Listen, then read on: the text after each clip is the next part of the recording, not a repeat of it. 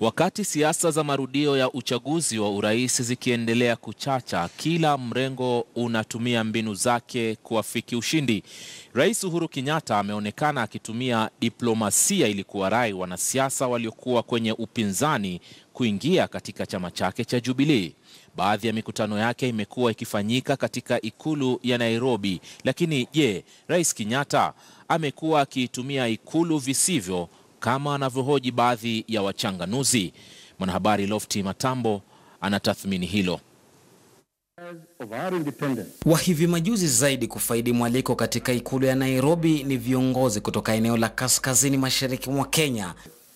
Alhamisi juma jana wakawa wageni wa Rais Kenyatta. Viongozi wa kaunti ya Narok vilevile, akiwemo aliyetaka ugavana kwa muungano wa NASA Patrick Ole Ntutu, walioongozwa na gavana wa Narok Samuel Ole Tunai, hadi ikulu. Lengo tuambie ya kwamba usione wengine wetu tumenyamaza au Wakenya wamekimia, ufikirie umewatisha. Mialiko hii ya ikulu ambayo imekoleza siku za hivi karibuni imekuwa ikiwakeketa maini baadhi ya Wakenya. Mchanganuzi wa siasa Maurice Sautabi sawia. Katika social media picha zilitoka. Hata kuna watu ambao wanafahamu liona katika foleni wanapigania chakula. Sahani moja ya chakula ni kama 100 hivi. Wachanganuzi wameyataja matumizi ya ikulu ya Rais Uhuru Kenyatta kuwa tofauti na watangulizi wake. Rais mstaafu Mwai Kibaki aliyeonekana mkata matumizi, huku rais wa pili wa Kenya Daniel Arap Moi anayetajwa na wengi kuwa aliyemrithisha mbinu za uongozi Kenyatta, akiipeleka mikutano yake mashinani badala ya ikulu. Lakini Kibaki alikuwa rais wa kwanza kufanya State House ofisi na pia makazi. Sasa mke wake Lucy hakutaka haya makundi hivi vikundi kuingia pale kwa wingi, kwa sababu alikuwa anajua ni makao yao. Alafu Lucy alijua kwamba wale ambao wanaingia State House wanakuja kuwa ni power dealers kama mabrokers, na kutaka waingie pale.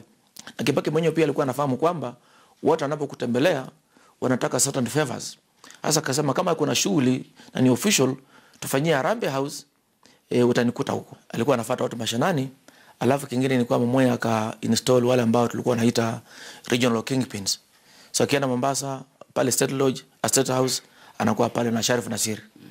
Akienda pale Eldoret katika State Lodge pale unakuta kuna Philemon Chelagat ako pale. Lakini je, kuna matumizi maalum ya ikulu? Na je, mikutano ya kutafuta kura na uungwaji mkono kisiasa ni hatia kuifanyia ikulu? Ni makao rasmi ya rais, na yeye mwenyewe ana ofisi huko ndani, anafanya kazi huko ndani, anaishi na jamii yake kule. Kwa hivyo ni kama kuniuliza kama kunazo kanuni zozote ambazo nastahili kuzifuata katika nyumba yangu.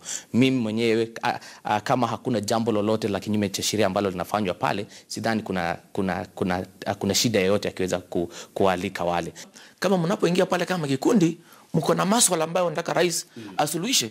Sasa unakuta hata MCA wanaongea pale, watu ambao katika standing ya katika taifa hawana umuhimu mkubwa sana. Katika mwezi wa Septemba pekee, ikulu imepokea zaidi ya makundi 5 ya kisiasa. Aliyekuwa seneta wa Kitui na aliyeangushwa na Charity Ngilu kwenye kinyang'anyiro cha ugavana David Musila aliongoza jamii ya Wakamba ikulu.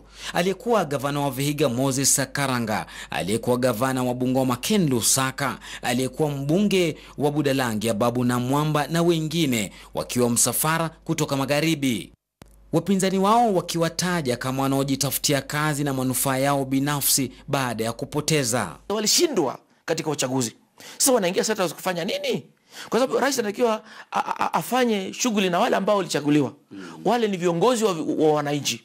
Wale viongozi ambao ni kutajika. Ni vigumu sana mtu akiwa rais kuweza kutofautisha kati ya kile ambacho anafanya kama rais na pia kama mwaniaji wa kiti cha rais. Ijapo katiba haijaweka wazi matumizi ya ikulu, baadhi ya wanasheria wanahoji kuwa ni vyema rais wa taifa aweze kutofautisha shughuli za kitaifa, za kiserikali na zile za kisiasa.